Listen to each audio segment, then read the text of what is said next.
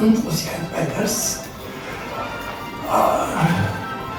First, I would like to give the floor to his scientific advisor, Lucien Mihailova, to present our doctoral student. Then, Lucien will make short presentation, and after that, the jury will present views and opinions, and then you will have an open discussion. This is the agenda. Maybe first to present the members of the scientific jury, Professor Dobrinka Peycheva, Professor Tatyana Kotseva, Professor Ivanka Mavrodieva, I am Andrey Nonchev, and online the last member, I can see, as Alexander Hristov will join us online. Okay, Katia, the floor is yours.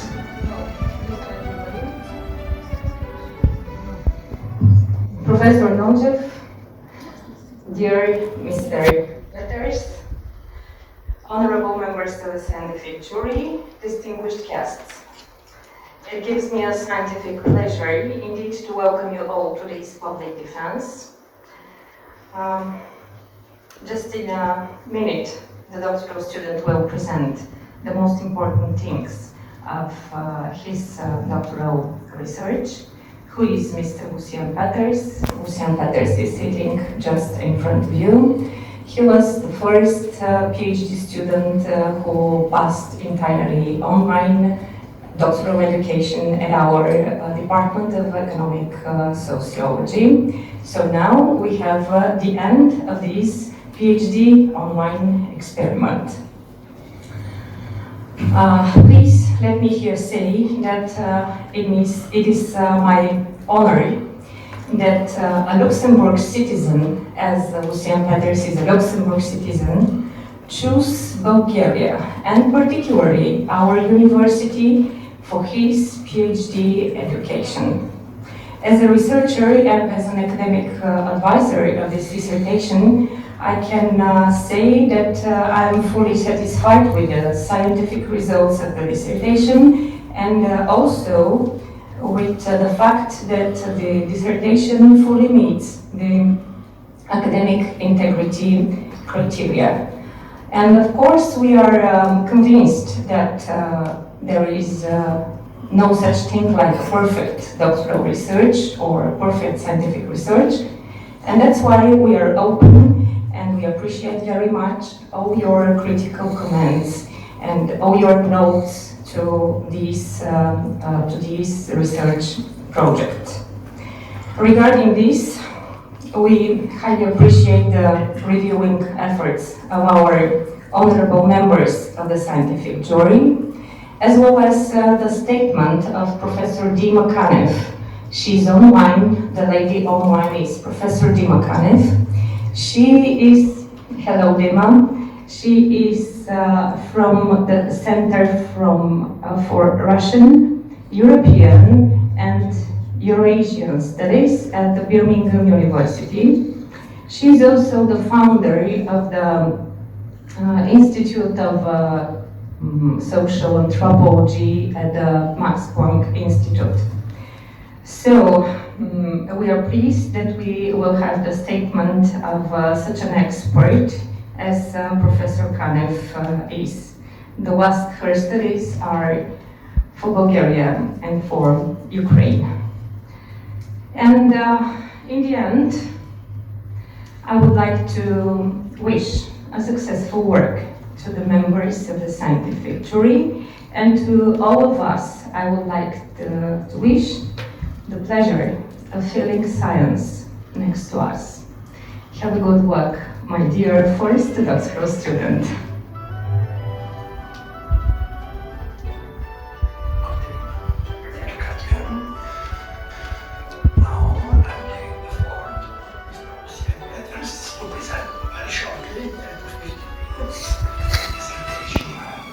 Thank you, Andrei, and thank you, Dima for being online today. It is Dima who launched me on this path here.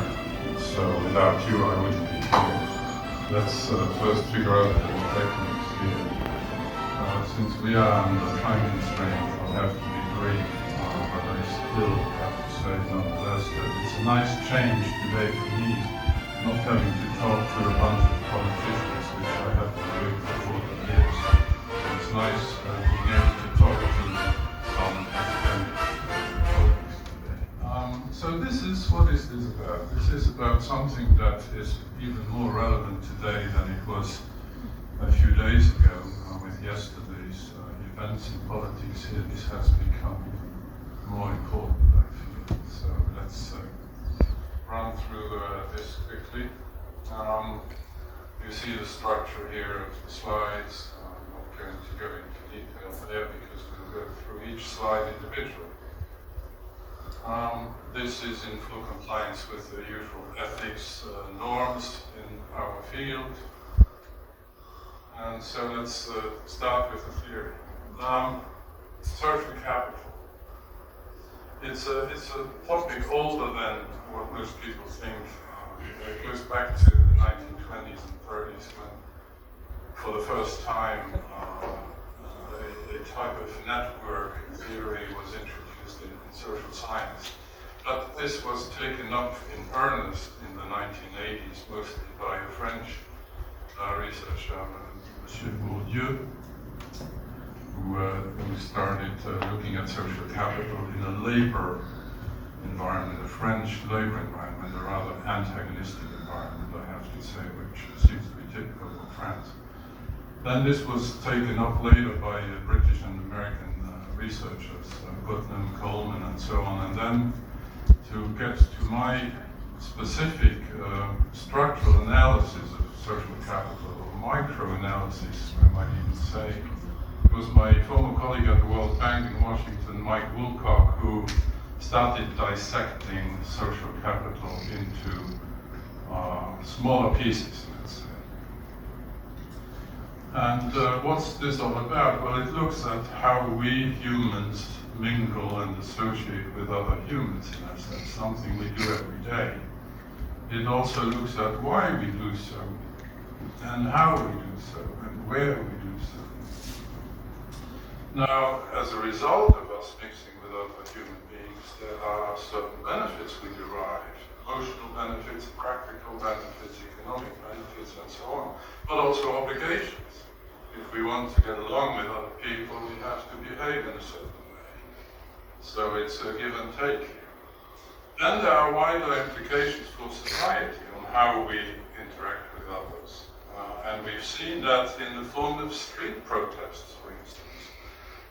In street protests, we have seen how social capital can manifest itself in different ways. Small groups, large groups, organized groups, and disorganized groups. I've just hinted at the microstructure, what I call the microstructure of social capital, and it's dissected usually in three ways. We have a kind of social capital that we have no choice really about because we are born into it, and that's bonding social capital, because that's largely composed of our family members. So we are part of bonding social capital whether we like it or not.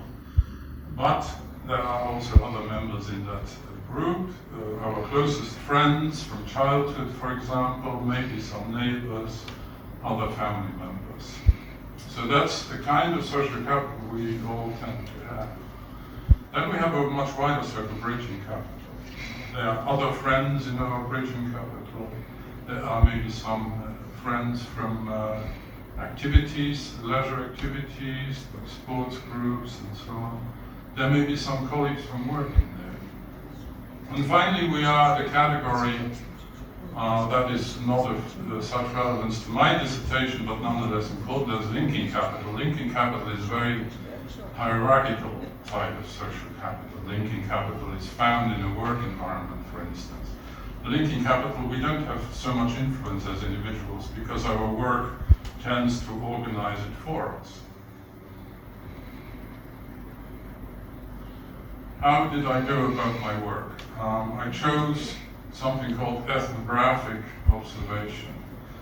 Now, that's more used in social anthropology than in sociology, is my impression at least. Because in ethnography, you have to immerse yourself very, very deeply in the lives of the people that you are observing. And I've done so over 7 years. Many of my sociology colleagues don't have the time or the money to sit there for 7 years and observe a group of people. So that is one distinguishing factor here. You have to really become part of their lives. Now, in my dissertation, I wrote about the caveats of that. You know, by becoming part of the lives of these people, you may lose some objectivity. And that is a caveat that we all know from the beginning in ethnography. And we have to somehow neutralize for that if we can. Also, the other aspect is it has to be a small group of people, because you cannot deeply immerse yourself in the lives of 200 people. Much of this work was done in Sofia, but also in some other towns like Lovech and Velikotarnovo, for example, and even in Burgas, where I gave some seminars. I also had an online connection with my informants, as they are called, for the time when I was not physically present. So what did I look at? Well, first, obviously, I looked at who is meeting whom, and why, and what are they doing, and where are they doing it, and how many times do they meet, and for how long do they stay together? Are they only going for a drink, or are they staying together for hours? And what are they doing? Are they discussing, or are they just enjoying themselves, and so on? Now, in ethnography, you tend to start with fewer hypotheses than in traditional sociology research. More traditionally, you have 1 or 2 hypotheses, and you want to go out and prove it right or wrong to some extent. In ethnography, you in a way are waiting to discover something new. You will have to frame your research with a few hypotheses, because you cannot analyze everything from here to the moon. But you tend to have fewer than elsewhere in social science. So you want to have something original that you discover. So one of the hypotheses was, if we have strong social capital, does that mean that we then have strong civic activism? So that was one of the key themes. Then I also looked at how important is it that people meet in a certain place. Is it important that they see the parliament to be interested in parliament, or is it not? So that's the visual aspect, or the proximity aspect. I mentioned earlier, if you want to have deep immersion, you really have to keep the numbers of people small, otherwise you cannot succeed. The ethnographer also, in a way, starts as a launch pad for other researchers to go deeper into the topic and to study a wider research population for possible validation or invalidation of what the ethnographer originally found. So there is a sequential aspect here. Where did I do most of my observations? Well, right around here, including restaurants and bars and residences, student residences, but also around Sofia University. Now, Sofia University is a bit more difficult because the buildings are very spread out, but still, you have a core of 4 buildings close to the parliament there where you can do some observation. I talked about localizations. I focused on specific neighborhoods in Sofia. I didn't study all of Sofia because the students didn't go everywhere in Sofia. But I also asked them, and I even traveled to some of the students' hometowns to see who they were mixing with in those hometowns. I looked at movements of students between the university and nightlife, for instance, or some other places in Sofia where they would congregate. What did I find? There is a strong geographic localization of university students on social capital focus, and that's quite obvious to to us all. They are usually resident in the student residences, or if they are Sofians by background, they don't travel very far to get home. So those from out of town tend to be in the student residences. That's true for UNSSR and that's true for Sofia University. Even though Sofia University student residences again are a bit more spread out. The groups, I've briefly illustrated already the structure of the three traditional groups of social capital. But what I just said, that I found recompositions within what is in effect bridging social capital, I gave that a name because it is recurring, it's frequent, and it's quite identifiable. And I call that flex capital from flexible capital. So you would have, contrary to traditional social capital research, where there was an assumption that these groups were static, I found that they aren't that static. Yes, the universe, the broad universe of bridging social capital tends to be static, the same 20 people, let's say. But within that universe, you have very specific recompositions according to certain purposes. And that's why I came up with this name, flex capital or flexible capital, which is created within bridging capital. Now, what did I find in all of those groups? There was not much leadership. And that has serious consequences for civic activism. Without leadership, yes, you have students participating in street protests, but they don't continue. After the protest, the groups dissipate again, these flex capital groups, they dissipate again, and there's no continuum over time. And that I have attributed, and my informants did, because there is no continuous leadership in the social groups. And that then leads to vanishing activism in civic life and politics and so on. So that was a very serious finding. And this temporary civic activism makes it difficult for Bulgarian civil society to have a long-term effect on policy and politics. Now, I also found that in their hometowns, those who were from outside of Sofia in particular, they were much more homogeneous in their social groups, and they had a lot more interest in local politics. And that's an overall finding. Local politics was much more in students' minds than national politics, especially those who came from somewhat smaller towns. The scientific contributions I hope I have made, something I haven't mentioned so far is how did I look at civic activism. I looked at how long did they remain active, or in protests, for instance. How deeply were they active? Did they just walk with other protesters, or did they maybe publish something online about the purpose of protests? How much did they invest themselves in activism? And how wide was the activism? Was it a single issue, like protesting against Gruevski's appointment to state security, for instance? Or was it a much broader issue? So those are the axes that I studied to say, okay, they were deeply involved. In addition to my findings about who congregated where and why and how and with what outcome, I also came up with additional questions for future research. And that is simply due to the fact that Corona times intervened in my research schedule.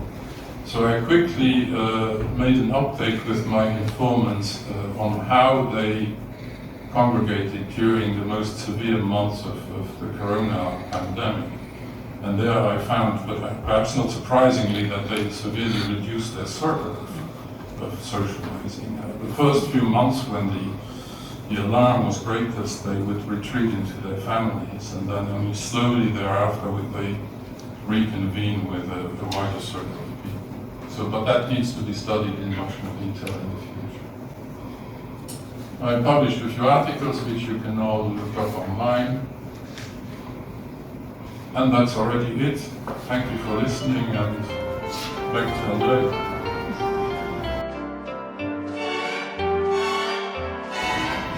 Thank you, Lucien. Thank you for being concise. So now we are going to present the reviews and the opinions of the scientific members of the scientific jury.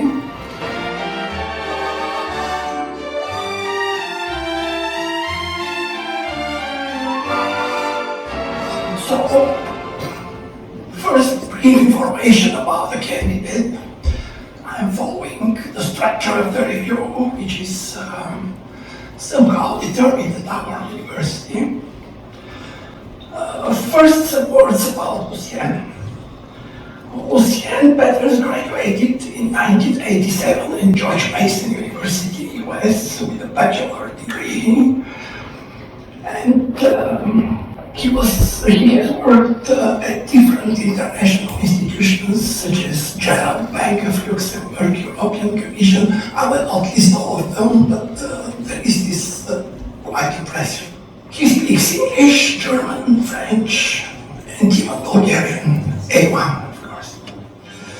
Lucien was registered as a doctoral student in individual form of education in English in the Department of Economic Sociology at the Faculty of General Economics by Rector's Ordinance.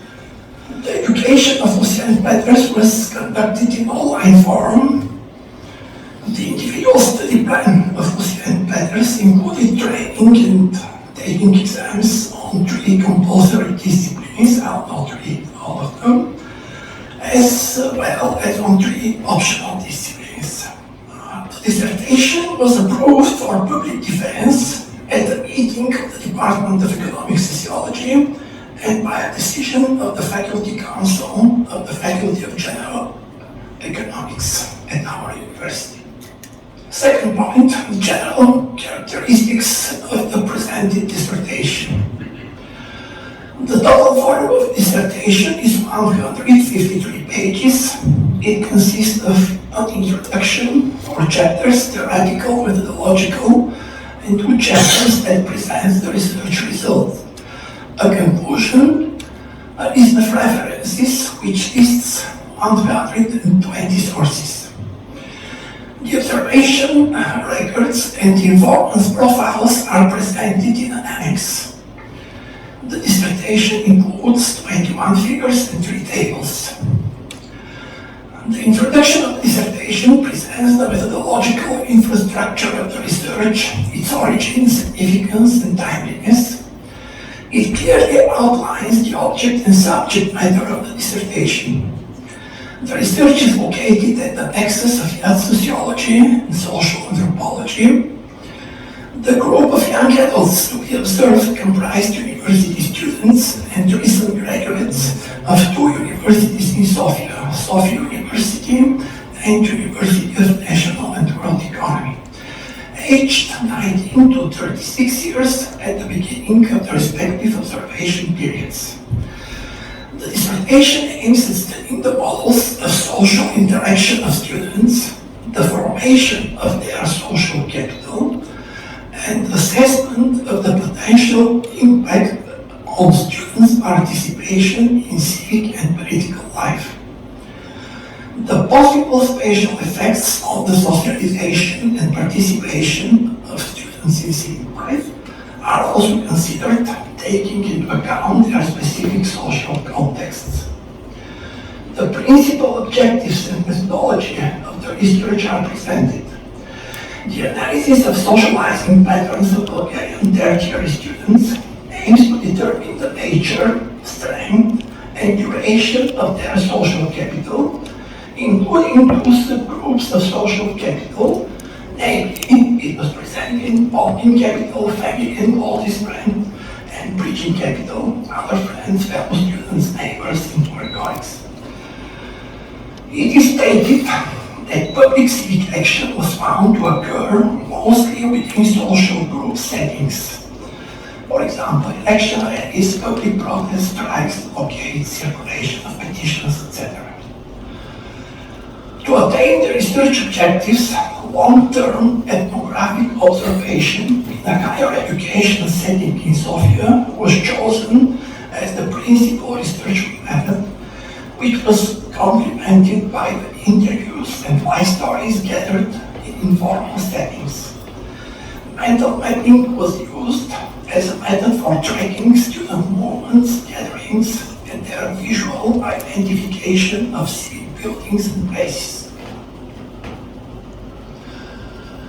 The method of inquiry chosen is mainly ethnographic in nature and relies largely on the inductive rather than deductive research and theorizing. These unforeseen findings are expected to emerge. Following the ethnographic approach, the study is based on a few hypotheses to provide an initial scope for the research, while not rigidly framing interaction with informants. One research hypothesis is the assumption that strength of social capital has an influence on the informant's engagement with civic life, be it sporadic or sustained. I skipped some of the hypotheses because they were presented by Lucien. Chapter 1 presents the theoretical framework of the dissertation research with a focus on the concept of social capital, comprising several dimensions such as family, trust, history, and social space. These dimensions are theoretically reviewed and practically applied in the analysis of the Bulgarian social environment, which provides the context of the present research.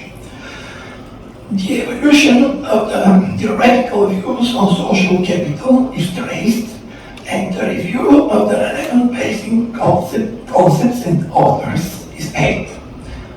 Lucien mentioned these concepts and authors, I will not repeat them. The characteristics of bonding and bridging social capital that are used in the dissertation as key analytical constructs are analyzed.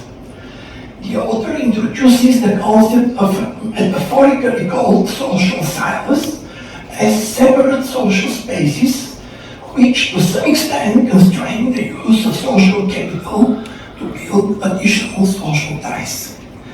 These silos may hinder the building of wider social capital structures. Special attention is paid to the so-called bonding social capital as a major component of family ties and relationships. Intergenerational value transmission within the family is also examined in the research project, including in Balkan and Eastern European perspective. The second paragraph of this chapter is devoted to an overview of the Bulgarian research on social capital and the research on social capital in Bulgaria. Some names could be mentioned: Hristov, Ivanka Mavrodieva, etc. The role and the importance as a factor shaping the civic and political participation are outlined. Emphasis is placed on family ties and relationships as a major component in the formation and evolution of bonding social capital. Also discussed are concepts widely used in everyday life, such as very familiar to us, Rilski, specific mechanisms of manifestation of social capital and their geographical variations. The chapter concludes by outlining the theoretical framework for the study of social capital, which includes bonding, bridging, and the justified by the author flex social capital. Chapter 2 explains in-depth the research methodology. It starts from the complementarity of sociology, social anthropology, ethnography, and their research methods. After that, it presents the chosen principal research method, longitudinal ethnographic participant observations. A comparison between strengths and weaknesses of the ethnographic and sociological research approach has been made, showing the complementarity of these scientific disciplines. The ethnographic approach aims to cover a wider universe of potentially important influences on Bulgarian students than a monothematic short-term research project can usually do. The author states that ethnographic observation usually takes into account a variety of changes in circumstances of its informants, including major life events such as new jobs, marriage, divorce, deaths in the family, and so on. On the other hand, large-scale sociological inquiry can serve as a validation of findings of prior ethnographic work. The dissertation research, due to its interdisciplinary nature, uses some specific methods from different scientific disciplines, such as linguistic analysis, spatial analysis, respondents' visual attention orientation, and ethnography of social media use. The study is focused on the lives of selected few informants, 15 informants, thus concentrating the fieldwork on a manageable group of persons observed over a period of 2 to 7 years. This small number of informants is required because of the length and depth of immersion in their lives, social capital, civic and political participation. The emphasis of the dissertation is put on deep rather than wide-ranging sampling, aiming to give a complete and intimate insight into the lives of the informants. The author has studied and analyzed several dimensions of Bulgarian social capital. Historical dimension, trying to find out whether informants' knowledge or family narratives about historical events may have shaped the formation and maintenance of their social capital circles. Second dimension, cultural dimension, which can explain what exactly family means to informants and whom they consider a friend, because the concept of family and friends played an important role in informant decisions about whom to associate with and whom to avoid. Traditions, folklore, and family narratives might also have influence on informants' current socializing patterns. Third dimension, geographic dimension, verifying whether space, both on an intra-city and the nationwide scale, might have played a role in the formation and maintenance over time of informant social capital circles. And fourth dimension, trust as a cross-cutting dimension, exploring the role of trust or mistrust in the formation of social capital. Indicators used to analyze the components of the conceptual framework are outlined. With regard to characteristics of social capital, indicators refer to, first, strength and cohesion of social groups, how all social group members felt towards each other, both as regards mutual trust and perceptions of emotional closeness. Second, the shaping of social groups by family narratives, for example, whether and how trust levels within social groups were influenced by family narratives about history and families' own socializing. Third, evolution of social capital over time. For example, movements of persons into and out of existing social groups, links between groups through common members or through intergroup communication, group distributions or mergers. I'll skip the operationalization of these four identified social capital dimensions.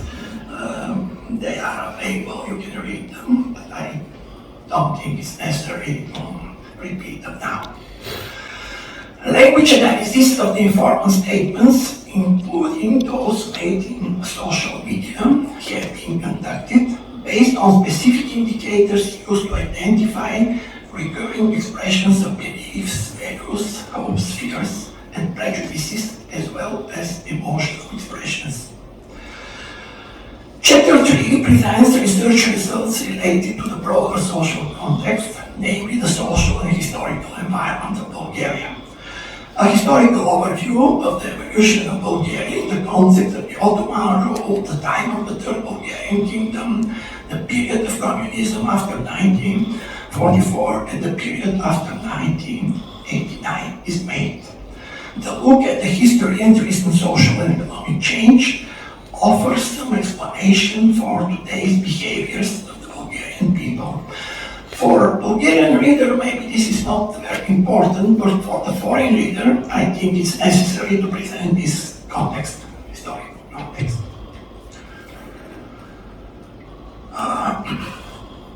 Particular attention is paid to the studies of civic behavior and civic and political activity of young people in the post-1989 period, mainly in terms of trust in society, in institutions, between people, etc.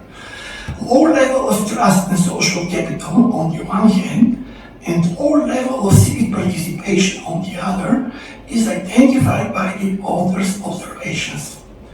An attempt is made to interpret and explain the factors determining civic participation, unfolding the analysis in the aspects outlined in the observation methodology, including the following indicators.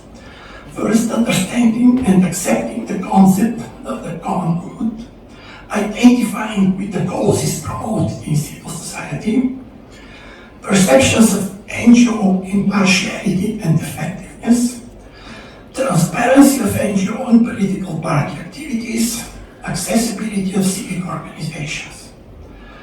Attention is paid to the impact of family narratives on young people's perceptions of post-communist society. The modest level of students' interest in civic life is also attributed to the fact that Bulgarian parents' own experience of politics and civic life are frequently transmitted to their offspring through discussions at home, dominated by parents' own disengagement from civic life, largely due to their disappointment in politicians and their lack of trust in state institutions. One of the conclusions made is that some of the respondents are influenced by fatalistic attitudes that have been transmitted to them through the family and influence the way these respondents form their perceptions of their social surroundings. The author also discusses the attitudes toward the concept of Bulgarian nation on the one hand and Bulgarian state. The observation shows the existence of a fundamental contradiction in the respondents' perceptions expressed in a strongly positive attitude toward the nation and its history and culture, and the negative attitude towards the Bulgarian state and its institutions. The basis for such a conclusion is the distant linguistic attitudes towards the institutions of the state. Usually they use the words they, theirs, his, and so on, and the inclusive attitudes toward traditions and culture, we, our tradition. This disconnection between nation and Bulgarian state in informants' minds appears in their comments related to the state, dominated by terms of dismay, disappointment, resentment, and outright hatred. Civic participation of informants is analyzed according to a scheme proposed by the author, including time, text, scope, and human participation. It was presented also by Lucien. The application of this scheme leads to the conclusion that the level of civic participation of students in Sofia is rare, sporadic, without significant depth and organization. Sustained involvement in civic life can only take place if young adults widen their social circles beyond their family and close friends to durably include others who share their interests and values. Chapter 4 presents detailed results of the field research on the reasons, forms, and factors of civic participation of students in Sofia. Several issues have been analyzed leading to the following main conclusions. First, there is a lack of connection between participants in civic and political actions and the related institutions of the state.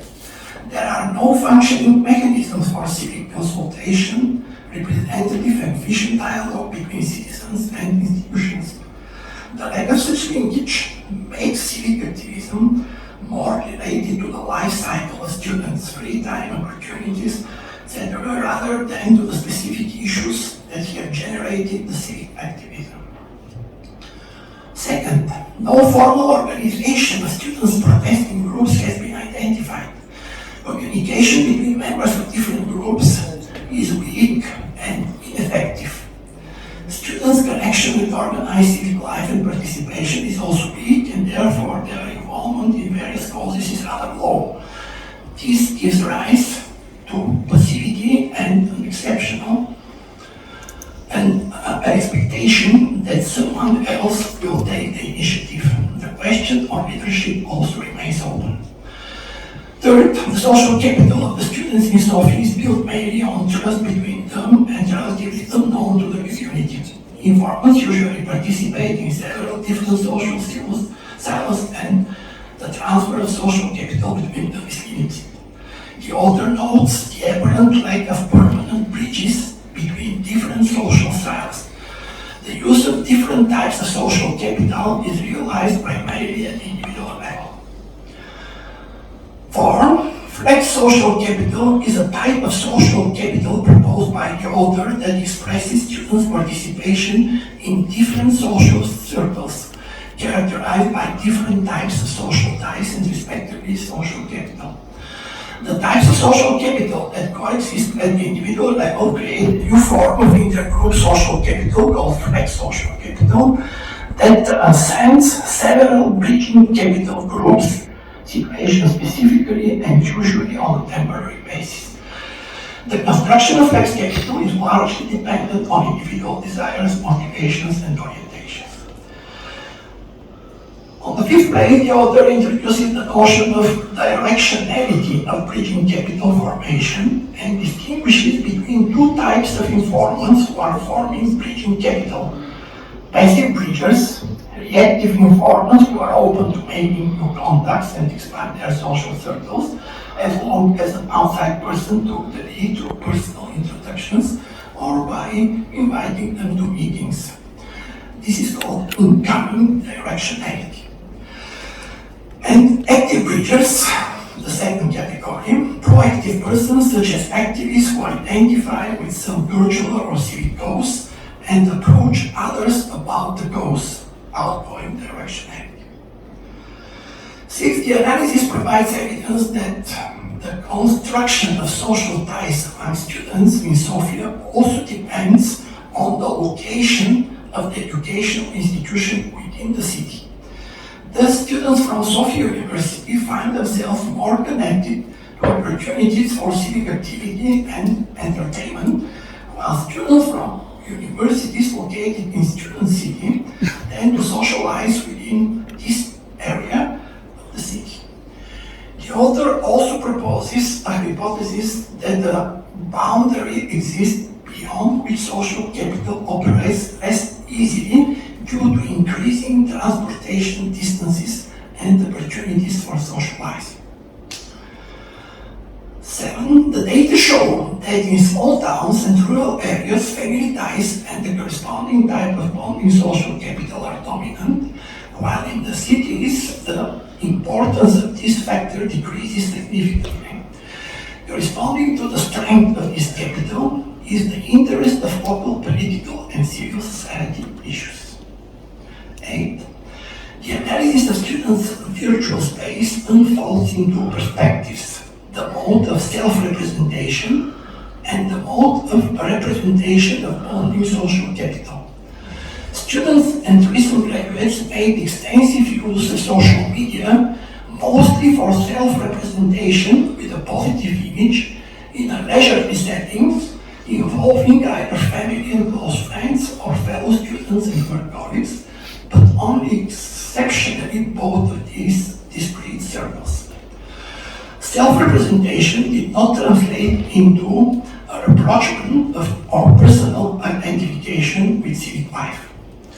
The separation between private and public spheres was reinforced by informal social media postings.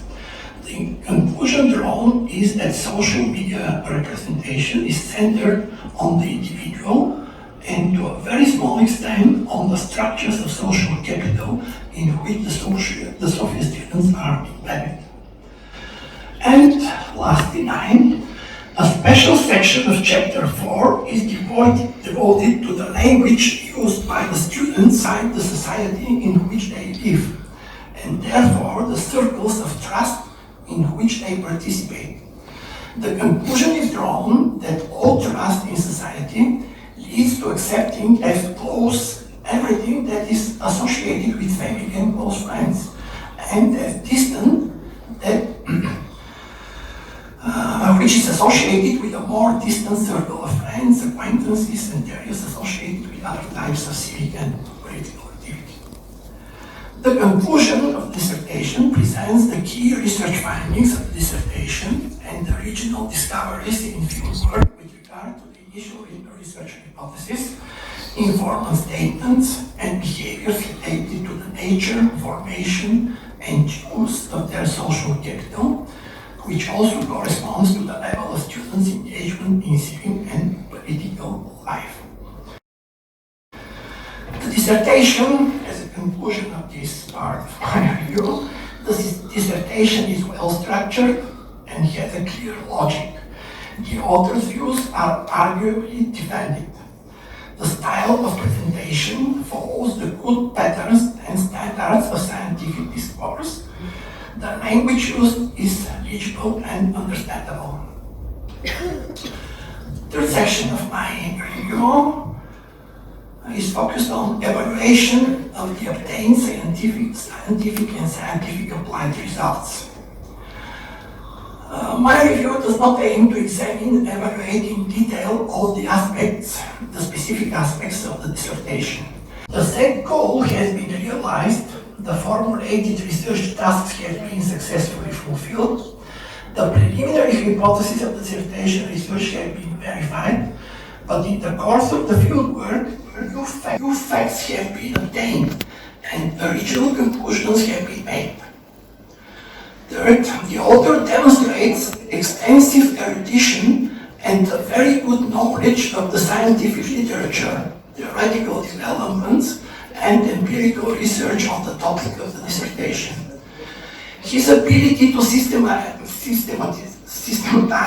and critically evaluate various theoretical concepts and methodological approaches for understanding, explaining, researching, and analyzing different types of social capital and its connection with the civic and political activity of students makes a good impression. Fourth, the analytical work in the dissertation was performed on an original empirical basis. The tools used to collect and analyze empirical data are relevant to the research objectives. The theoretical framework and methodological tools are adapted and consistent with the specifics of the research subject and are characterized by original author style. Fifth, the author demonstrates very good skills to adequately analyze a significant amount of empirical information obtained mainly through longitudinal qualitative methods and to draw sound conclusions. One of his significant achievements is the coherent logical connection between the theoretical framework of the research, the chosen research methods, the developed tools for collecting empirical data, and the analysis of the obtained information. Fourth section, evaluation of the abstract scientific contributions and publications on the topic of the dissertation. The abstract, 40 pages, correctly reflects the content of the dissertation. It also contains a self-assessment of the scientific contributions of the dissertation, as well as a list of publications of doctoral students. I accept the formulations of the contributions of the dissertation indicated on page 37-39 of the abstract, which adequately present research achievements of Lucien Peters. In the dissertation work can be identified several scientific contributions, which I would summarize in several areas, which correspond also to the author's self-assessment. First, the dissertation research enriches the available theoretical knowledge and methodological approaches in the thematic area of dissertation. The author puts in a mutual perspective two research fields in sociology, social capital, and political civic activity, with a specific focus on Bulgarian students, developing a methodologically relevant theoretical framework of the dissertation research. Second, an important contribution of the dissertation is the introduction of a new category, the composition of social capital defined by the author reflects capital. It is regarded as an intergroup social capital that transcends different bridging capital groups formed as a result of flexible, purpose-specific recompositions of student social circles without a person necessarily having to abandon any of them in favor of another. Third, another contribution of the author is the study of the formation of bridging social capital, proposing its two characteristics, the so-called directionality. He distinguishes between incoming directionality, that is, members of external social group approach members of a given social circle while joining them, and outgoing directionality, members of a given social group tend to approach outsiders. For the author identifies two specific roles for persons who are undertaking movements between different social circles, thus expanding the social capital of their members. First, passive bridgers, and second, active bridgers. I talked about this. Fifth, the author proposes a new typology of roles of persons who are changing social circles composition.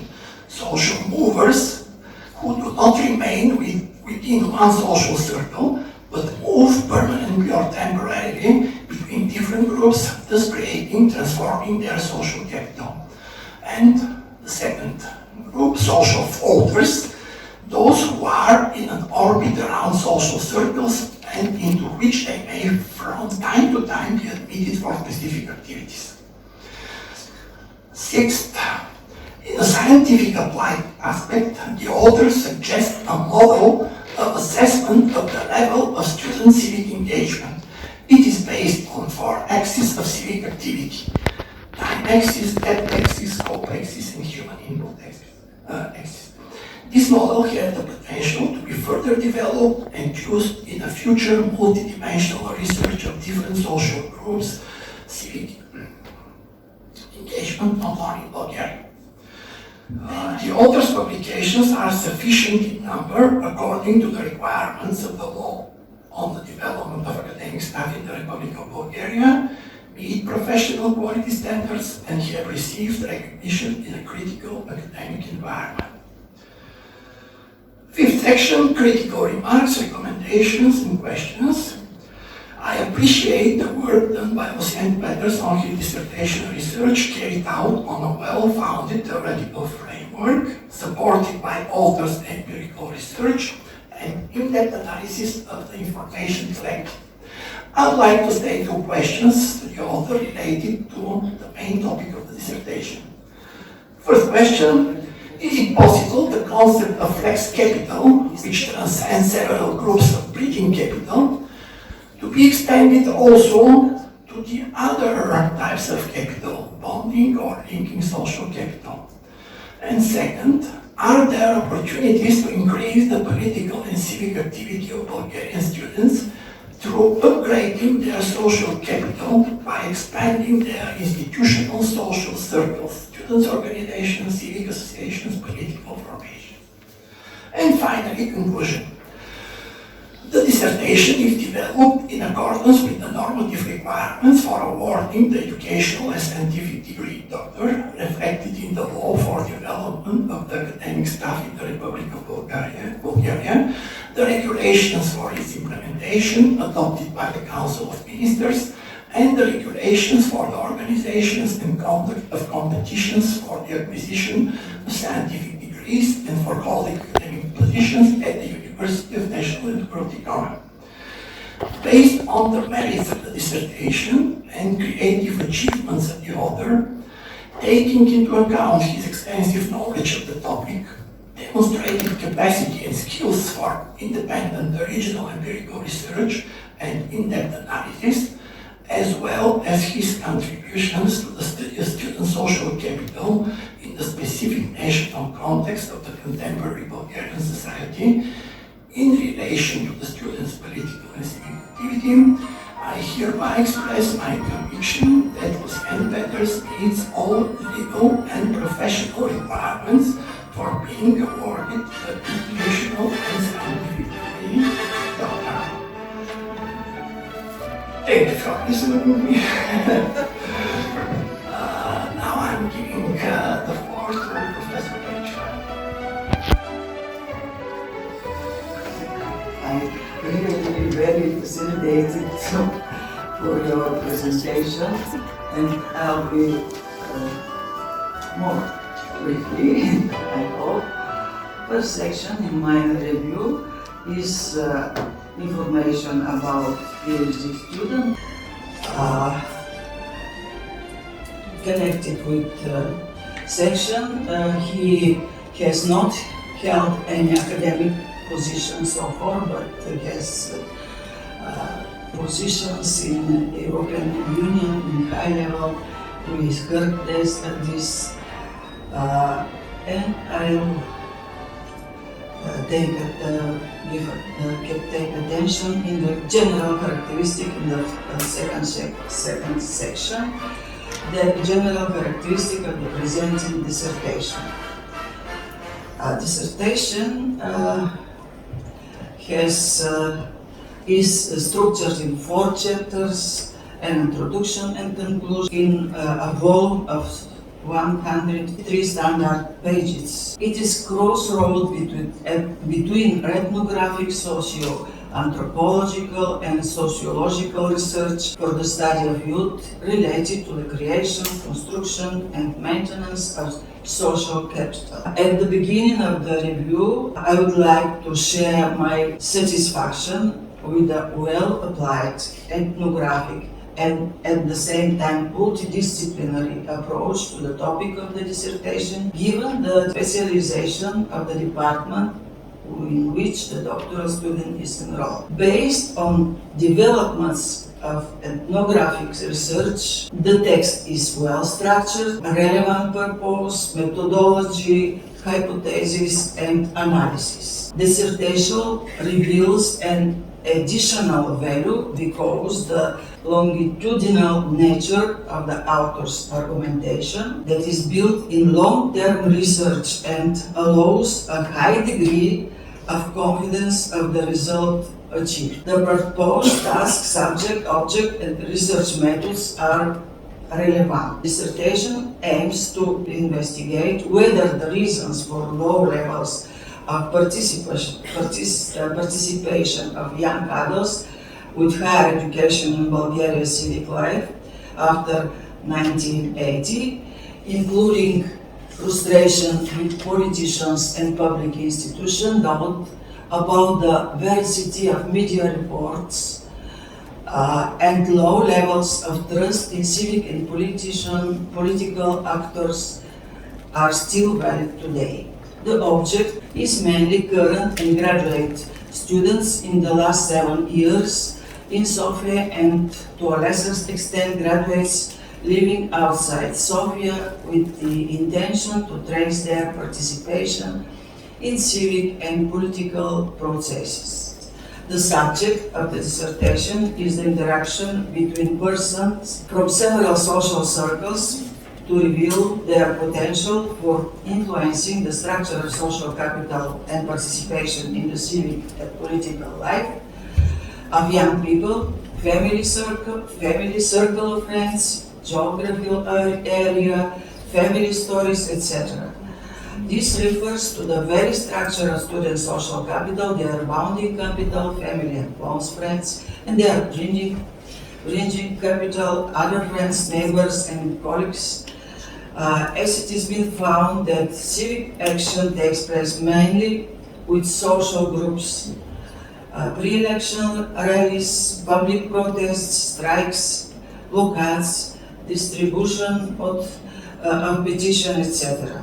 Dissertation places particular emphasis in the subject area of the geographical space and its influence, explores how strongly with family and friends is the influence of the geographical space in which students and graduates reside and socialize. The introduction of social cycles and the spatial geographical environment in the subject are area of research on the socialization of selected respondents in Sofia and Bulgaria to highlight their possible influence on their participation in civic life is also a relevant research intention. The dissertation uses several methods to achieve its goals. First, longitudinal ethnographic observation of students from higher education institution in Sofia has been chosen in the main research method. The second method is a semi-structured interview, and the third is life stories conducted in informal settings with representatives of the generation after 80s. To determine the special settings of the socialization of students in Sofia, mental mapping is used as a fourth method for tracking students' movements, group composition, gathering, and visual identification of civic buildings and places. The observation also focused on students and graduates living in the wider center in Sofia, including those living in some remote neighborhoods such as Kniazevo. Most of the students come from middle income and higher income families. Only 2 come from working class families or so-called blue collars. 15 is the total number of informants. The survey was conducted both in real life and through social media. The social media platforms that are monitored are Facebook and Instagram, and are most often used by both students of UNWE and students of SU. The selected quality methods are relevant and are not the end of themselves. They correspond to the issue of dissertation. Longitudinally conducted observation over 7 years from 2012 to 29 allows Mr. Peters to get a relatively complete picture of the changes in their interest and social interaction in the subject, to track changes in social contacts with a view inside and outside the circle to their family, to provide a social basis of argumentation and verification. Due to the COVID-19 epidemic, the objectively necessary application of an ethnographic method for researching people on social network enriches the research methodology of dissertation. Dissertation is logically based on several hypotheses. The chosen methodology and research period allow for in-depth scientific conclusions and analysis, which would be even more definite if their number was higher, but we know the limitations and see that everything is all right. Third section is evaluation of the obtaining scientific and scientific applied results.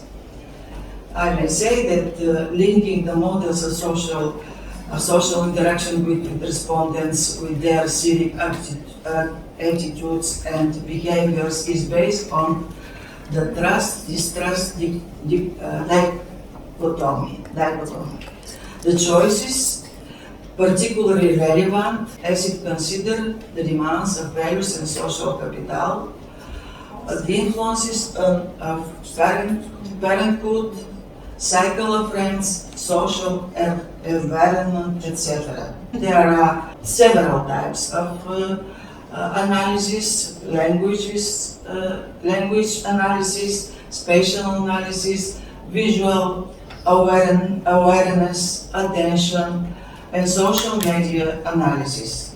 They are used to interpret the language used in respondents, their behavior and attitudes, their attitude to family and family origin, and empathy for public events, buildings and spaces, their mobility, including their civic actions and public space. In addition to everything achieved in dissertation, new questions are raised for the future research. Evaluation of scientific and scientific applied contributions. In the abstract, of the dissertation, Lucien Peters described in detail his scientific and scientific applied contributions. The contributions are relevant and I'll accept them. All of them. 5-section evaluation of the abstract. The abstract by Lucien Peters corresponds to the dissertation. It reflects all the required elements and presents in detail its objectives, methods, hypotheses, and result achieved, as well as scientific contribution and publication in the scientific space. The dissertation has 3 publications. 3 publications are in relevant scientific journals and show serious publishing activity. The next section is conclusion. I may say that you see well-developed dissertation, which is a contribution to the Bulgarian research on the subject. Despite in the fact that the dissertation foresee and used ethnographic methods, which is why I should be reserved as a sociologist, I feel obliged to share that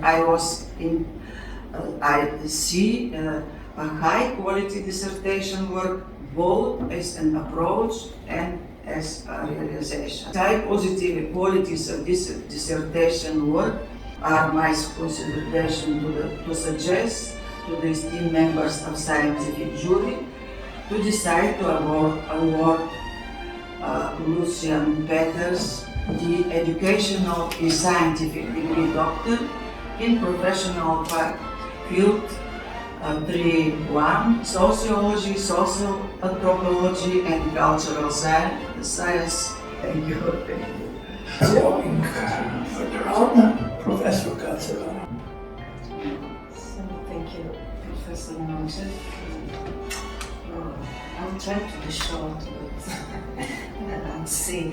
First, I think I will skip show the biblical data and present the description of the PhD thesis, and I prefer to move to the evaluation of the main findings of the PhD thesis and the author's research contributions.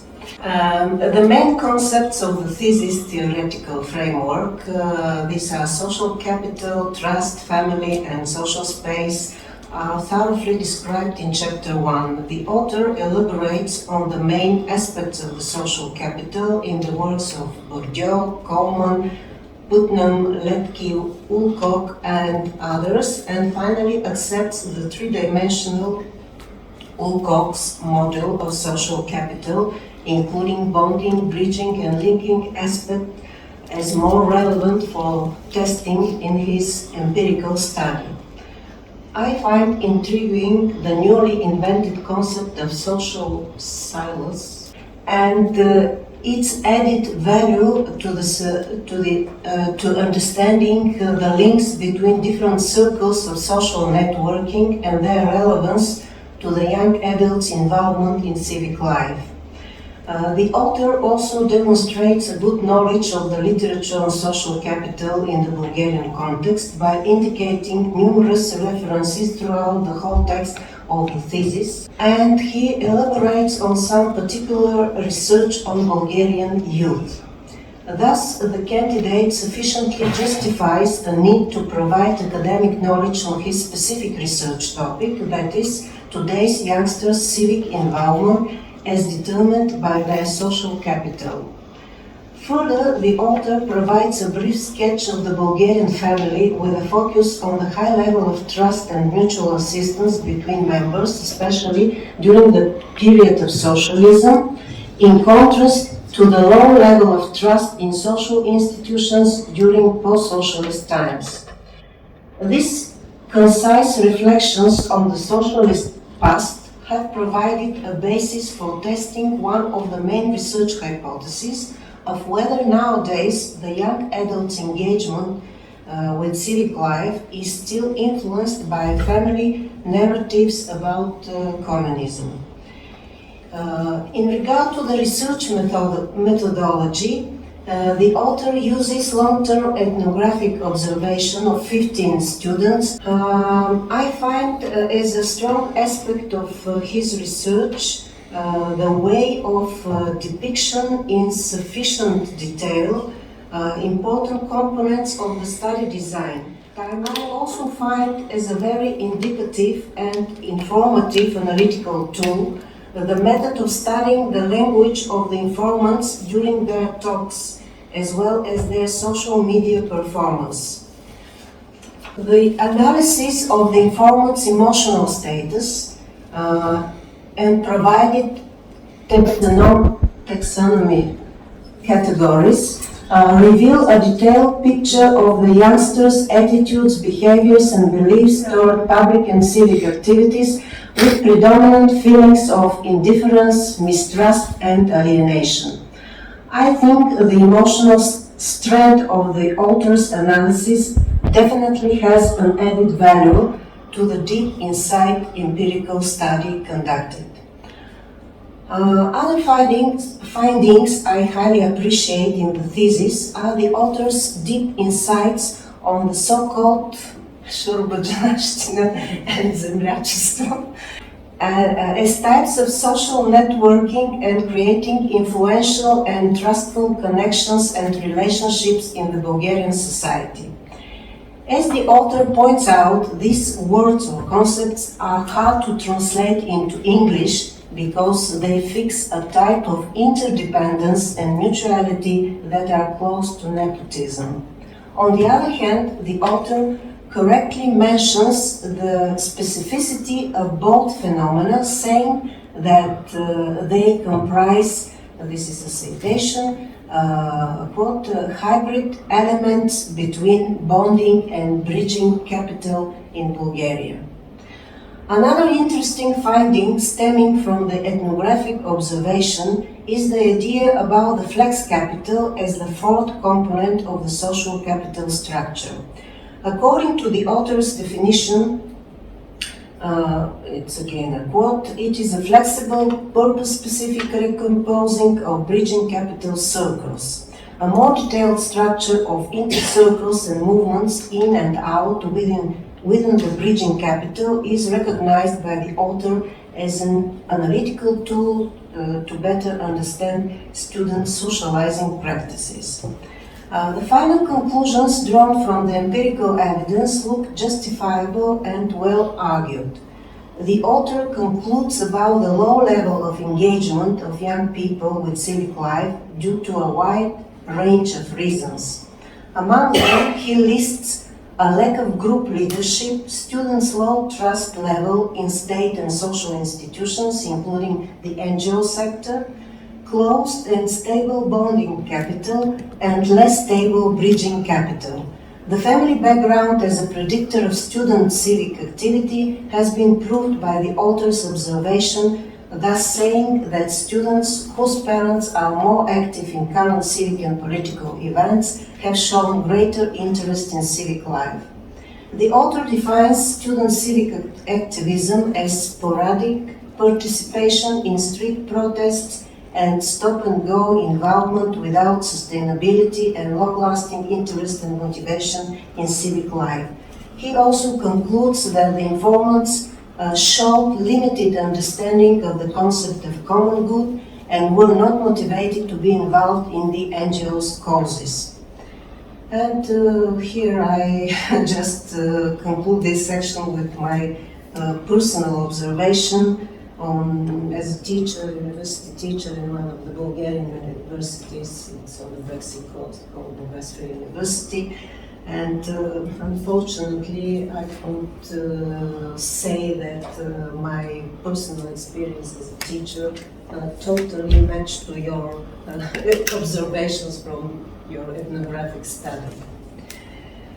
Let me say some words about some not very well, in my view, defined points. I want to mention these points only in terms of future thinking and future reflection and future work on this topic. And first, in regard to the references in Bulgarian, on the issue of trust, I will recommend you two, in my view, very good books. Well, I mentioned these two books. One is the book of ethnographer Anna Luleva.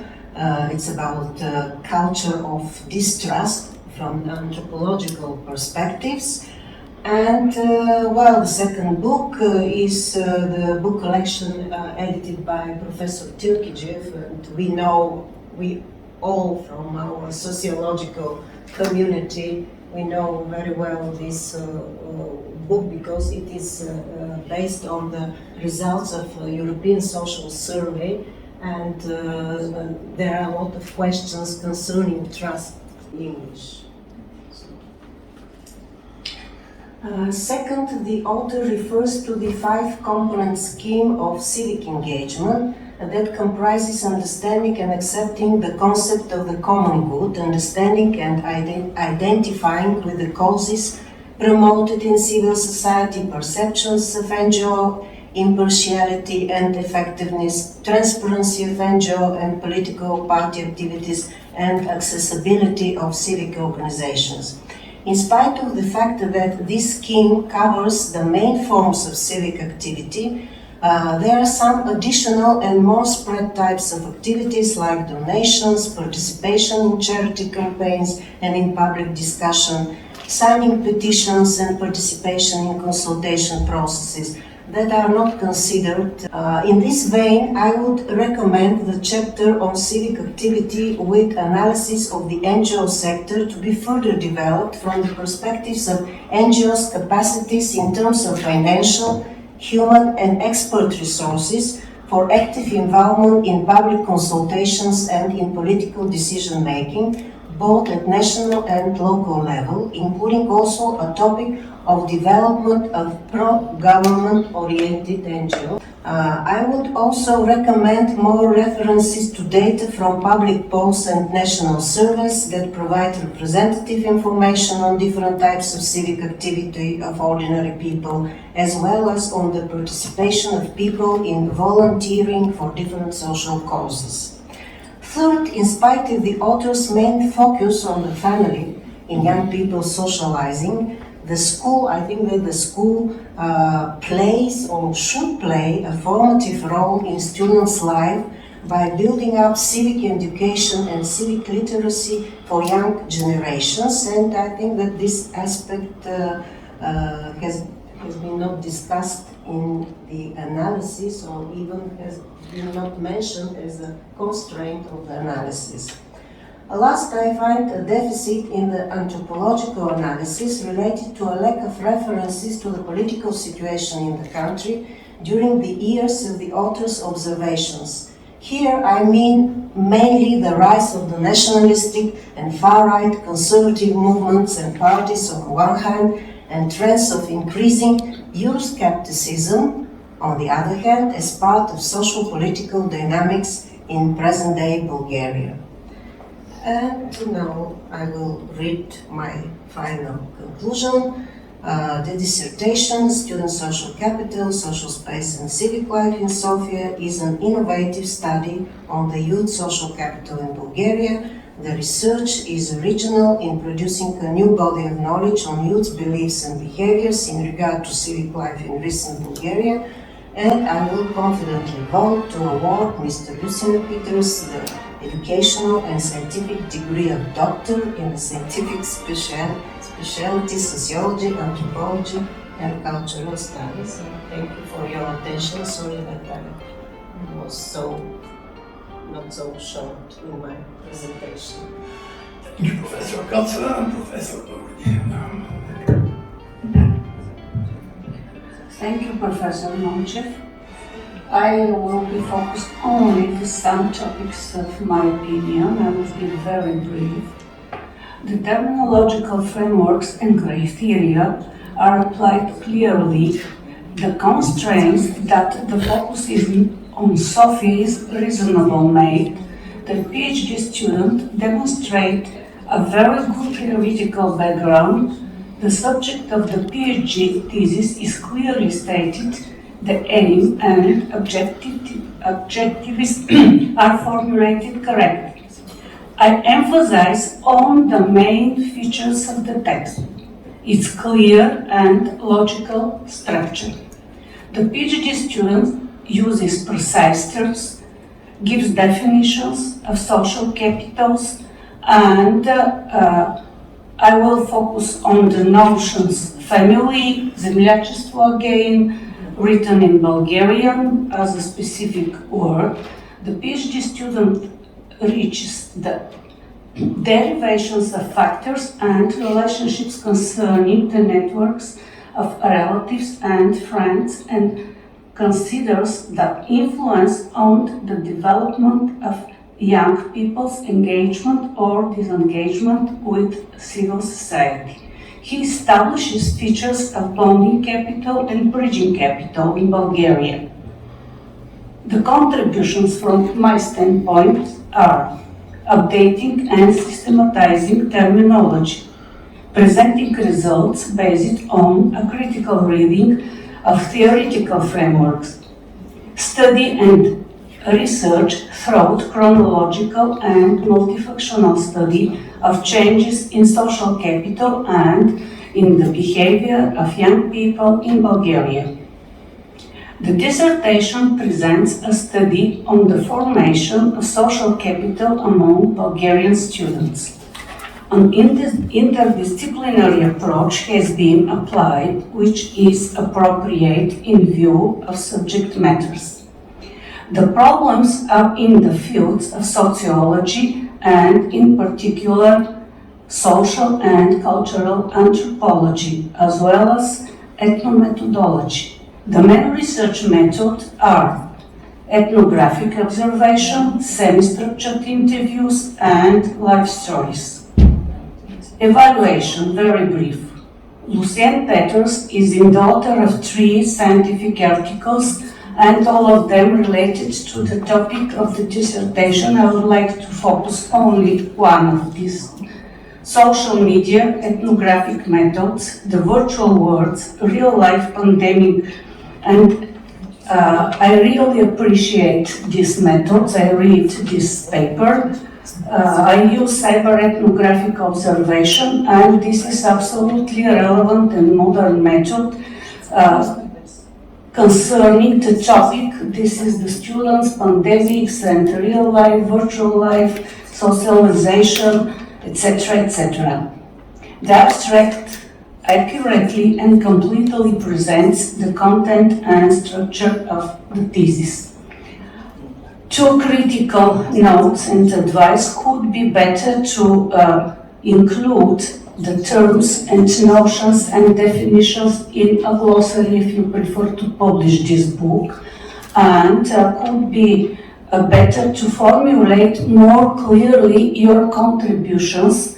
They are written in the text, but from scientific standpoints you could present more correctly. How to say, they're a little bit fluid on the linguistic level.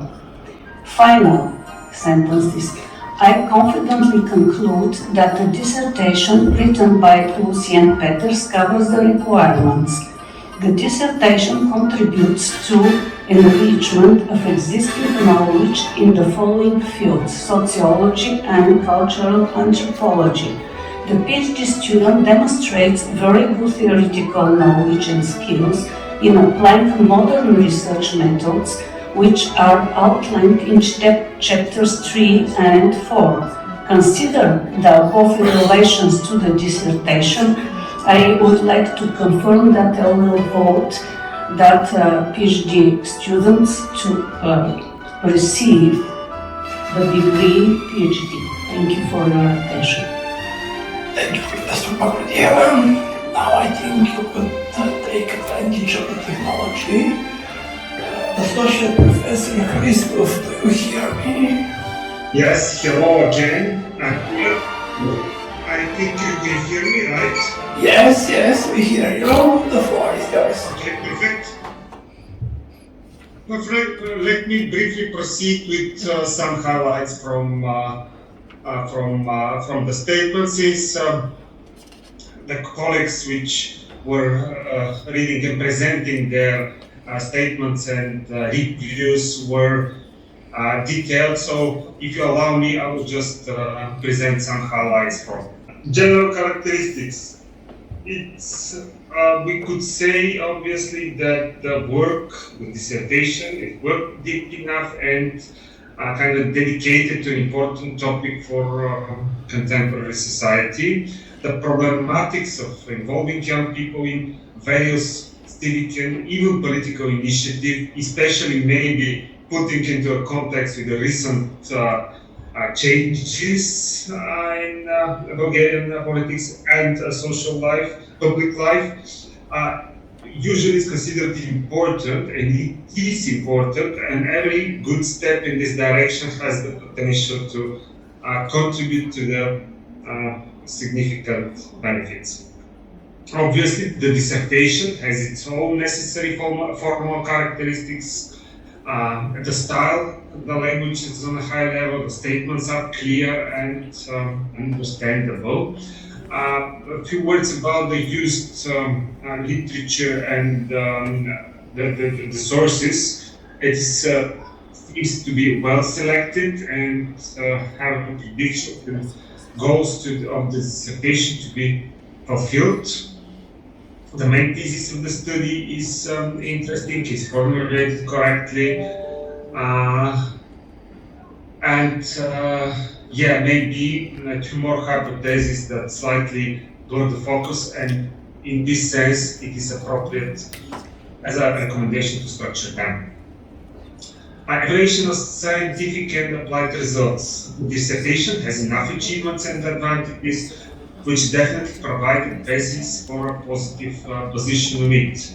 On one hand, they are related to the relevance of the topic, and on the other, having in mind the content itself shows clear alter positions, deep knowledge, logical arrangements of thesis, and solid argumentation. The achieved results are definitely interesting. Enough details and aspects of socialization are presented even on a daily basis. I see that particularly it's the attention is paid to the digital communication, which has its very important and significant part of students' daily lives. However, it would be great to make these issues even more clear, especially in the field of area of social media, and especially those that are that are more attractive, maybe not leading for this generation. Maybe I mean kind of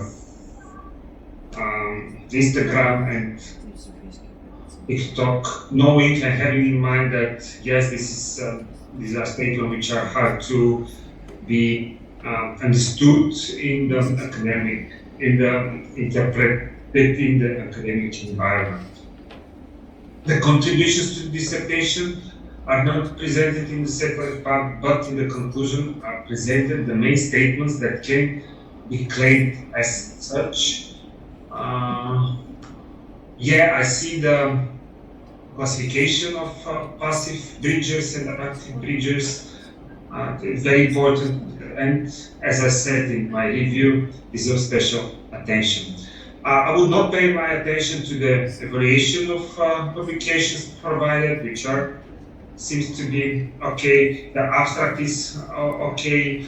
Words about kind of a recommendation.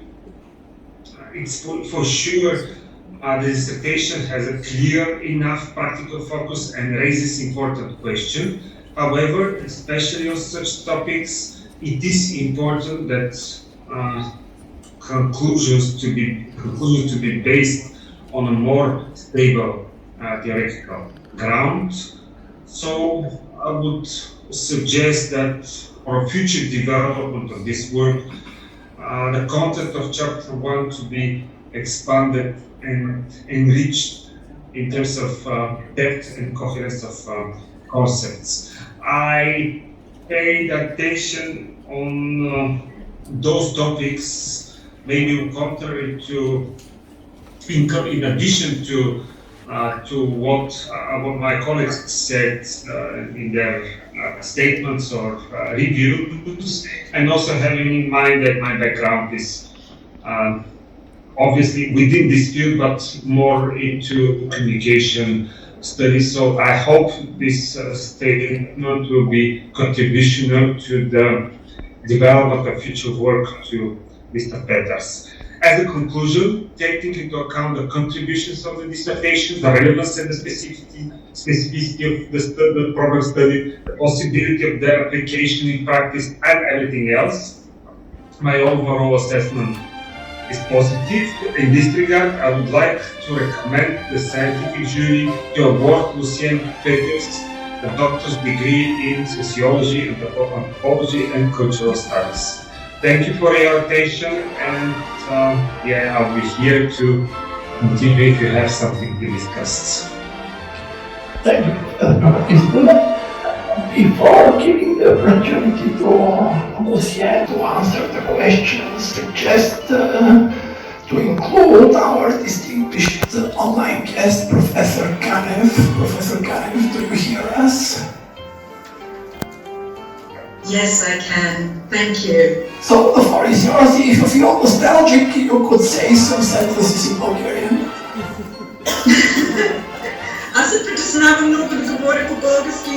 Съжаление, не съм била в България за 5 години и имам нужда от много практика, значи се ме извините, ако ви говоря по-английски. Окей, но говорите чудесно. Thank you for the opportunity to take part in this event. I'm really pleased and honoured to be invited and to be attending. I'm sorry I can't be there in person. I want to say congratulations to Lucien Peters for a really impressive and excellent work. And also to Katia Mihailova for her supervision. These things are always joint projects, and I'm sure that the collaboration between them was a big part of the success of this project. I think the scientific committee has very thoroughly covered all the main issues, so I won't go over very much. I'll just keep mine, as some others have said, I will try also to keep my comments very short. I think the dissertation makes a contribution, an important contribution, firstly to the study of urban contemporary Bulgaria, especially the group of tertiary educated youth. I think it makes an important contribution to the theoretical literature on social capital, and it also makes an important contribution to interdisciplinary social science methodology, which increasingly I think is being something that's encouraged by a lot of institutions and funding bodies. Just to highlight two strengths of the work, I'm really pleased that Mr. Peters recognises the value of grounding macro concepts such as social capital in local contexts. And I think a really important contribution to the work that struck me was the development of the fluid dynamic understanding of the term social capital through the development of the term flex capital. And I really think part of the success of developing this sort of new direction is because of the long-term ethnographic methodology. So I think there's advantages to the approach he took in that respect. I also was really intrigued by his findings relating to the space matters argument. So the fact that physical proximity is a prerequisite for student engagement in political and civil activities. And for me, that was sort of interesting because it countered arguments by a lot of scholars working on globalization topics who argue that deterritorialization as a form of engagement is increasing and there's an decline in the importance of space. So I think there's a lot of future potential capacity here for more research through using this data that you've got Lucien, in order to engage theoretically with these scholars working on globalization. In terms of questions I had for future discussion, obviously it doesn't need to be here, but I would love to have a discussion with Lucien on these at some point, is in terms of the method of ethnography, and of course my position is that I'm trained as a social anthropologist. So I know ethnography to be a dialogue between participation and observation. And what struck me in the dissertation was an emphasis on the observation part of the methodology rather than the participation. There didn't seem to be that much on participation, it was more observation. And so I was wondering about clarification about this. Have I misunderstood, or is that indeed a deliberate tool and that way you decided to proceed? Is it perhaps a phenomenon of having to do fieldwork in an urban context, which is always harder than in a defined community like a rural village? I also wanted to ask about more critical reflection in terms of your position as an ethnographer in terms of informants. What were the advantages and disadvantages of your age, of your gender, of being an outsider with respect to the particular group of people you were working? And also in terms of methodology, one final sort of issue I wanted to raise was it's quite rare for anthropologists to conduct 2 to 7 years of fieldwork in one shot. Usually they go in for a year and a half, and then through the rest of their lifetimes, very often they go back regularly, maybe every year or maybe every second year or whenever the opportunity arises. But it's rare to see 2 to 7 years done consecutively. And I think, as far as I understood, you did it over this expensive time, but being in Bulgaria about up to 2 months every year of these 7 years. And so I guess I was going to ask, why did you choose this length of time and to use short regular bursts as opposed to the more traditional anthropological going into this field work with whatever community is for a year or a year and a half? And just a couple of final points about analysis and findings. I would really like to know a little bit more about the urban context and the class dimension, because I think class is obviously shapes the findings, because if you make it very clear that most of your informants were from a particular class and background, and so therefore that constitutes a strength in some ways, but also a limitation in other ways, and I think it needs more reflection. And in by the second token, I also want to critically raise the issue of civil society. This is a Western concept, and it's a Western export into particular places. And I think there's some research in anthropology questioning whether it's desirable, whether it's relevant to all local contexts. And perhaps locally, there are much stronger and better ways about talking about engaging politically and socially rather than these exported models from other countries, which may or may not be relevant. So I would have liked to see more critical discussion about this concept of civil society, what it means, and much like you do with social capital, give it more local context. Final point about the issue of economic security, because for me, what I see, at least anecdotally, in Britain and other places, is that youth don't engage in civil society because they don't have economic security. You need the time and you need economic security for the luxury of engaging in civil society. And I found in your dissertation conflicting views about whether economic security was a precondition or whether it wasn't. Sometimes it seemed like it was an important factor in explaining why young people wouldn't be engaged. Sometimes it seemed not be, because they seem to be choosing going to the Black Sea for holidays in the summer rather than engaging in demonstrations. So perhaps I've misread the findings, but out of the readings that I did, I found this sort of conflict, and I would like to hear more about that at some point. And that's all. Again, I wanted to join the others in congratulating you on an excellent piece of work, and I really look forward to future publications arising from this dissertation. And thank you again to everyone. Thank you, Professor Kadev, for being with us for this event.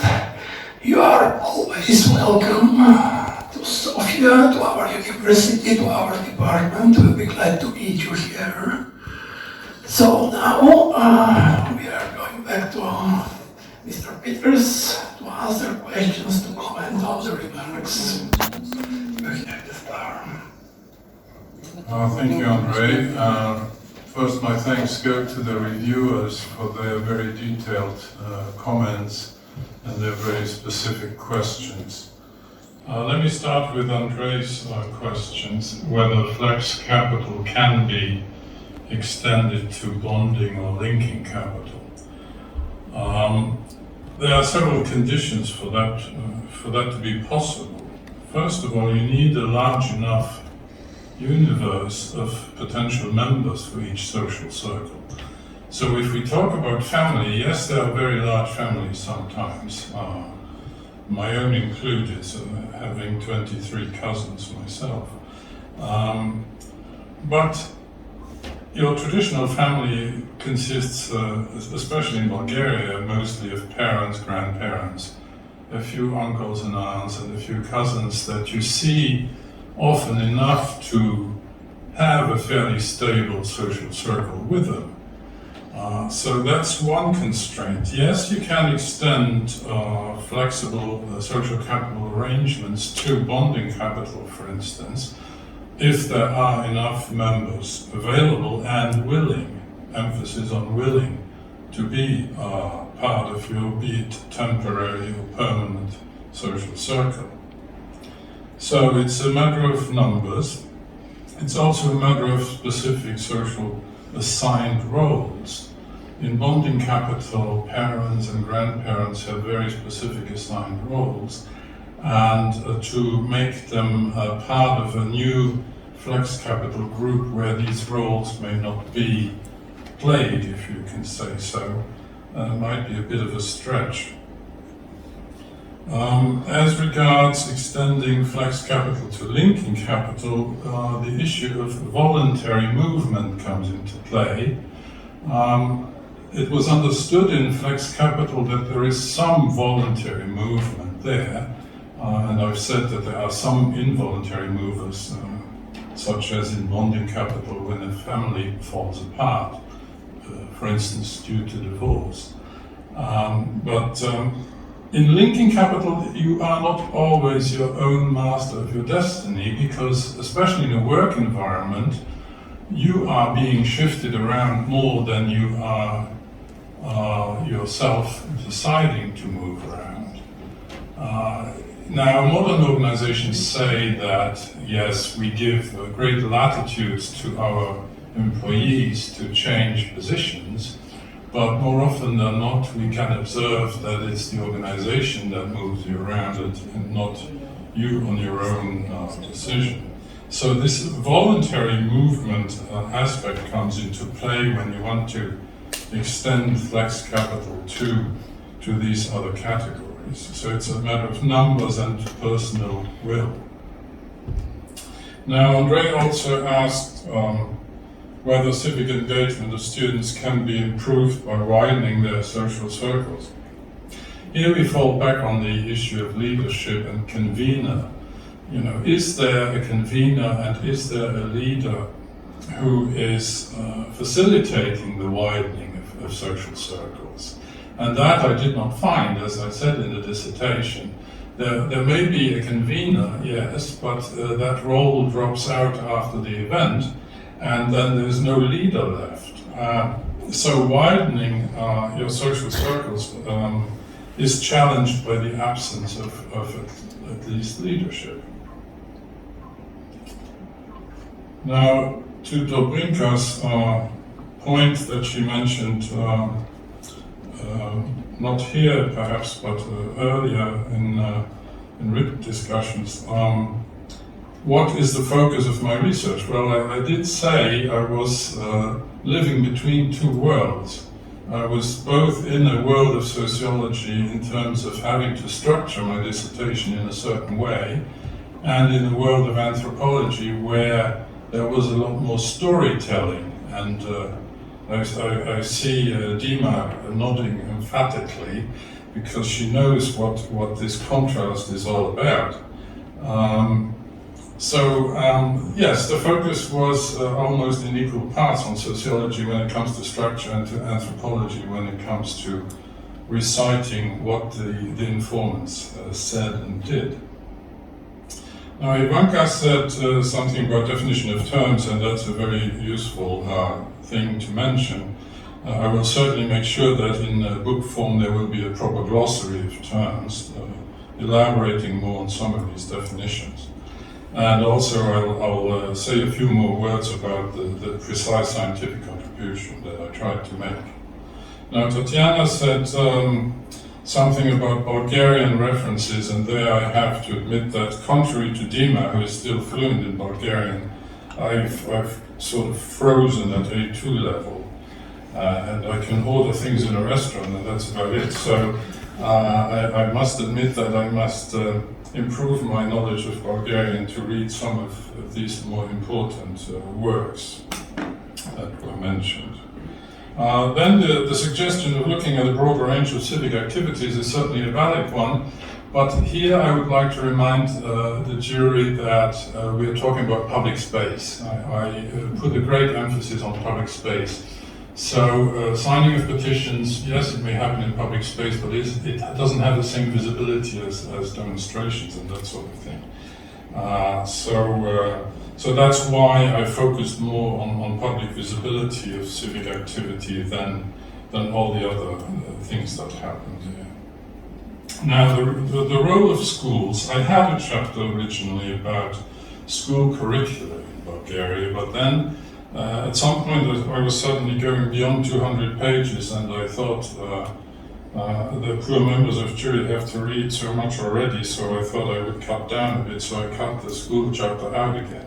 But that I will be more than happy to mention that in a journal article again on that very, very important role. Let me just summarize that the observants, when they questioned, when I questioned them rather about school curricula, they all mentioned, without exception, that in their history classes the curriculum was kind of trailing off after World War II, and they seemed to run out of time, either because the teacher didn't want to talk much more about after World War II, or because they really ran out of time, I don't know. But so yes, students complained that they were not informed much about modern institutions in Bulgaria. For instance, when I asked them about the Economic and Social Committee, there was a universal shaking of heads that was alien to them, this body, this organized, formal body of consultation. So yes, there is a lot to be done in school curricula there, and that can be written about in future articles too. Now, the political situation in Bulgaria, one of my aims was to cover the rapidly changing political landscape in Bulgaria, and I think I did, because over 7 years a lot of things happened in Bulgarian politics. And I did mention somewhere about Ataka, for instance, that they were suddenly on the political landscape. But yes, we can always say more about extremist parties on both ends of the spectrum. And then Alex Hristov said something very important about social media and digital communications. I wrote more in my separate journal article about that than in the dissertation, again, because of space constraints. What I did mention is that social media were more used for self-representation, but also as a convening tool to gather people for a specific activity. But what I did not find in social media were extensive statements about politics or anything. That simply wasn't present. But yes, they were used to get some friends together and go to a protest, for instance. Now, citations, Alex also mentioned the importance of citations, so I propose to add those in the book form. And regarding the theoretical basis of my work, I deliberately limited that to the microstructure of social capital, as initially worked on by Michael Wilcock. I didn't want to have scope creep entering too much into my dissertation, so yes, I deliberately looked at dissecting social capital into its components. So those are the issues from the reviewers. Now to Dima, observation, yes. I perhaps underreported the level of my dialogue that I had with my informants, both in real life and through social capital. So that is my mea culpa. I should have emphasized more that there was an ongoing dialogue, indeed, in parallel to me just sitting in a cafe next door and seeing what they were doing. Then my role as an outsider, as a foreigner, and my age and so forth, I did say something about that in ethnography bias, and maybe I should have said more. I did mention that informant statements seemed very clearly to be different from those made to fellow Bulgarians. So that's certainly one observation I made, because one didn't want to come across too negatively. That's one observation. People tried to still somehow defend Bulgaria towards this outsider, which is me. So yes, one can always emphasize a bit more what ethnographic bias is, especially when an outsider parachutes into Sofia. Now, my itinerant observation versus what you did, Dima, living in a village in north of Velikotano for a while, there were simply logistical constraints there. What some members of the jury may not be aware of is I have been lecturing at this university in the International Business Program off and on since 2015. So I did what I call parachute into Bulgaria once in a while, and then in addition I came on private visits to Sofia quite frequently. So yes, there were simply practical constraints that didn't allow me to spend 2 or 3 years permanently in Sofia. That was that question. Then we had the class background. I only touched on class background when I explained the background of the informants. And I think it would have gone beyond the scope of this dissertation to analyze in great detail the correlation between a class background of the informants and their level of engagement with civil society. It's an extremely important point, but I had to cut down severely on the volume of my dissertation already. So that's that point. The Western concept of civil society, yes.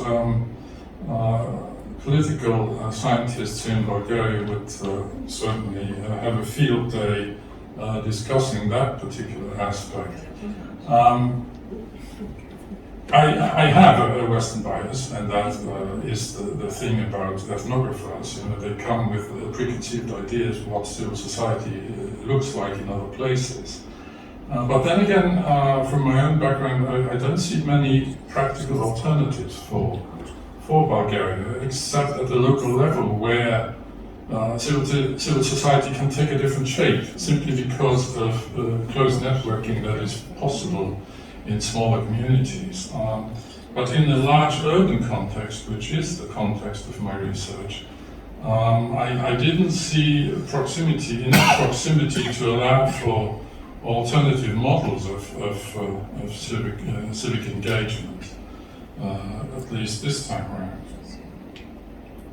Economic security I tangentially addressed when I mentioned time constraints.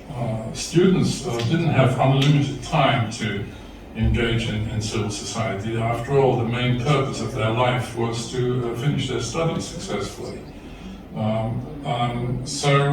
Economic security tangentially also came into focus when I talked about their parents.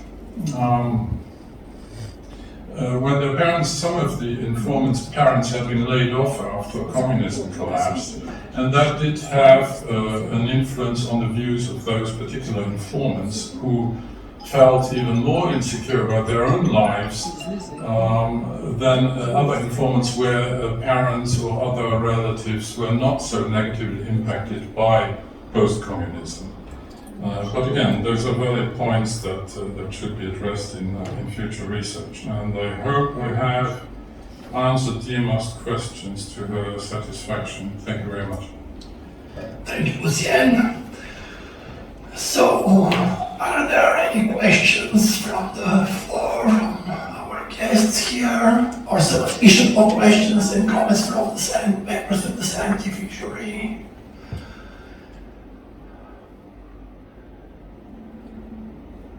Okay, then we are moving to the final ritual of the public defense. All the members of the scientific jury should confirm their assessments and give their final assessments of the dissertation. So, Professor Peycheva.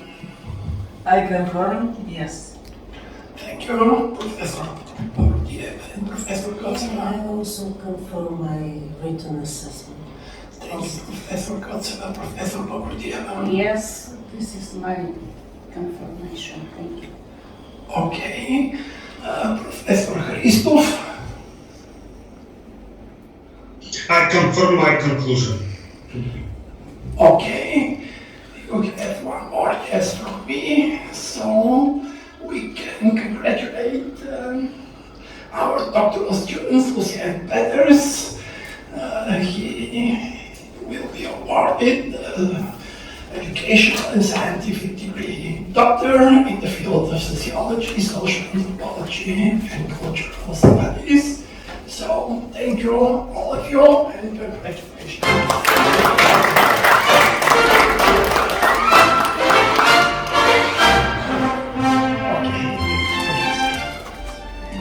Let me just say a few words of thanks to everybody here, the members of the jury, Andrey for bearing with me for so long, and all the other faculty members who have been very helpful to me. Thank you for all of you for not falling asleep. That is quite a heroic achievement in such an environment. And then my big thanks go to Katia, without whom this would not have been possible at all. So you are my hero. Thank you, Katia.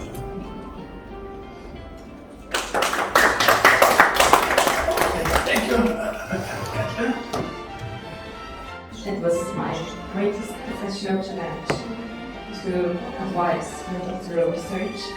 Thank you for being so patient.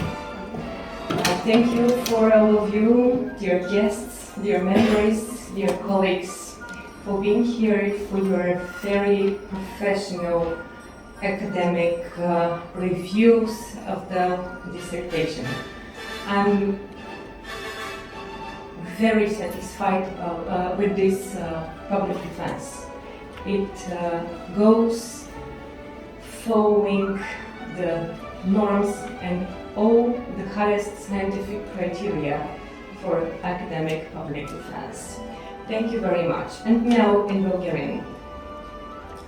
Заповядайте на малка почерпка, която доктор Петърс дава за всички нас. Thank you, all of you. Всички. Thank you, Dima. Do we still have... До виждане, Дима. Очакваме София.